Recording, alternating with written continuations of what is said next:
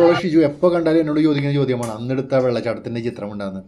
ഈ അടുത്ത് കണ്ടപ്പോഴും, അതായത് ആളിപ്പോൾ ഗൾഫിലേക്ക് പോയി, വാട്സപ്പിലാണെങ്കിലും ചോദിക്കും. ഇപ്പോൾ ഞാനത് തപ്പിയെടുത്ത് 10-25 വർഷം മുമ്പെടുത്ത ചിത്രമാണ്. വയനാട്ടിലെ കുട്ടൻ്റെയും ശ്രീകാന്തിൻ്റെയൊക്കെ വീട്ടിൽ പോയപ്പോൾ അന്ന് 25 വർഷം മുമ്പ് എടുത്ത ഒരു ചിത്രമാണ്. ഇത് വലിയ വെള്ളച്ചാട്ടമൊന്നുമില്ല, മുട്ടിൽ മലയിൽ നിന്ന് ഒലിച്ചിറങ്ങുന്ന വെള്ളം ശ്രീകാന്തിൻ്റെയും കുട്ടൻ്റെയൊക്കെ വീടിൻ്റെ ആ കോമ്പൗണ്ടിലൂടെ കടന്നു പോകുന്നുണ്ട്. അപ്പോൾ അവരവിടെ കെട്ടി നിർത്തിയിട്ടുള്ള കല്ലിൽ നിന്ന് തെറിച്ച് വീഴുന്നൊരു വെള്ളമാണ്. അന്ന് എൻ്റെ കയ്യിലുണ്ടായിരുന്ന എൻ്റെ ഫസ്റ്റ് ക്യാമറയാണ്, വില കൂടിയ ക്യാമറ FM2 നിക്കോൺ. അന്ന് ട്രൈപ്പോഡൊക്കെ വലിയ സംഭവമാണ്. ട്രൈപ്പോഡിൽ സ്ലോ ഷട്ടർ സ്പീഡിൽ എടുത്താണ്. ഇത് ഞാൻ പിന്നീട് എക്സിബിഷനൊക്കെ വെച്ചിട്ടുണ്ടായിരുന്നു. ഈ ചിത്രം തപ്പുന്നതിനിടയിൽ എനിക്ക് വേറെ ചിത്രം കിട്ടി. ആദിവാസി ഊരിൽ കയറിയിട്ട് എന്നെ പിടിച്ചു വെച്ചിട്ടുണ്ടായിരുന്നു. സമരഭൂമിയായിരുന്നു, എനിക്കറിയില്ലായിരുന്നു. അപ്പോൾ അതിൻ്റെ വിശേഷം ഞാൻ വേറെ അവസരത്തിൽ പങ്കുവെക്കാം. ഇതിന് മുമ്പ് പങ്കുവെച്ചിട്ടുണ്ട്, എന്നാലും ആ ഊരിൽ ഞാൻ സന്ദർശനം നടത്തുന്നുണ്ട്. അപ്പോൾ വീണ്ടും ഒന്ന് നിങ്ങളായിട്ട് പങ്കുവെക്കാം. ഇത് മാസങ്ങൾക്ക് മുമ്പ് വയനാട്ടിൽ നിന്ന് എടുത്തതാണ്. കൃത്യമായിട്ട് പറഞ്ഞിട്ടുണ്ടെങ്കിൽ ശിവരാത്രി ഉണ്ടല്ലോ, അന്ന് എടുത്താണ്. ഇത് ശ്രീകാന്തിൻ്റെയും കുട്ടൻ്റെയൊക്കെ വീടുണ്ടല്ലോ.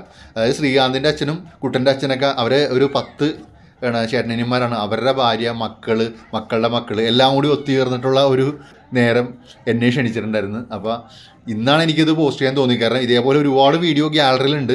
ഇത് നിങ്ങളായിട്ടൊന്ന് പങ്കുവെക്കണമെന്ന് തോന്നി. കുട്ടൻ്റെ മോളുടെ സ്കൂളിൽ ഡാൻസ് ഉണ്ടായിരുന്നു. അതിന് ശേഷമാണ് ഞാൻ ഇവരുടെ ഇവിടെ വരുന്നത്. ഇത് ഒരു പഴയ കാലത്ത്, അതായത് 10-30 വർഷം മുമ്പ് ഞങ്ങൾ എറണാകുളത്ത് നിന്ന് ഒരു 4-5 പേര് ഈ ശ്രീകാന്തിൻ്റെ കുട്ടൻ്റെ വീട്ടിലൊക്കെ വന്ന് താമസിച്ചിട്ടുണ്ട്. അപ്പോൾ ആ പഴയ ഓർമ്മയിലേക്ക് പോയി. അപ്പോൾ അവരെ തറവാടും അവിടുത്തെ ചുറ്റുപാടും ആ ഒരു കോമ്പൗണ്ടിൽ തന്നെയാണ് ഇവർ 10 ചേട്ടനിയന്മാർ താമസിക്കുന്നത്. അപ്പോൾ അവരുടെ പിള്ളേരൊക്കെ ആ ഡാൻസും പിന്നെ മുതിർന്നവരും കയറി ഡാൻസൊക്കെ കളിച്ച്, അപ്പോൾ അതൊക്കെ നല്ല ഭംഗിയായിരുന്നു. ട്രൈബൽ കമ്മ്യൂണിറ്റിയുടെ ആ പാട്ടുണ്ടല്ലോ, അതൊക്കെ ഇട്ടിട്ട് ഡാൻസ് കളിച്ച്. ശ്രീകാന്തിൻ്റെ അമ്മ ഡാൻസ് ടീച്ചറാണ്. ഒരുപാട് സ്റ്റുഡൻസ് ഉണ്ട്. അതുകൂടാതെ ഗിന്നസ് റെക്കോർഡിലൊക്കെ ഇടം പിടിച്ചിട്ടുള്ള അമ്മയാണ്. അങ്ങനത്തെ ആ ഒരു കാഴ്ചയും ആ ഒരു ദിവസവും അങ്ങനെ പോയി.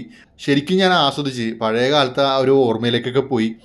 അപ്പോൾ ഇതേപോലെയൊക്കെ സുഹൃത്തു ഫലങ്ങളുള്ളതുകൊണ്ട് അപ്പോൾ അവിടെ കുട്ടൻ, ശ്രീകാന്ത്, അതുകൂടാതെ കുട്ടൻ്റെ അനിയൻ ഷിജു, അങ്ങനെ കുറേ പേരുണ്ട്. ഇപ്പോൾ കുറേ പേരെ അറിയാം. 95 ആ കാലഘട്ടത്തിൽ ഞാൻ ആദ്യമായിട്ട് ചുരം കയറുന്നത്. അന്ന് മുതലുള്ള സുഹൃത്ത് ബന്ധവും പിന്നെ അതിൻ്റെ ഇടക്കാലം വെച്ചിട്ടുള്ള ഒരുപാട് യാത്രയിൽ കിട്ടിയ സുഹൃത്ത് ബന്ധവും പിന്നെ മുട്ടിൽ ഇവരൊക്കെ ഉള്ളതുകൊണ്ട് ഒരു എന്താ പറയുക, വേറെ സ്ഥലത്തുനിന്ന് വന്ന ഒരാളായിട്ട് എനിക്ക് ഫീൽ ചെയ്യാറില്ല. സ്വന്തം നാട് പോലെയാണ് എനിക്ക് എപ്പോഴും.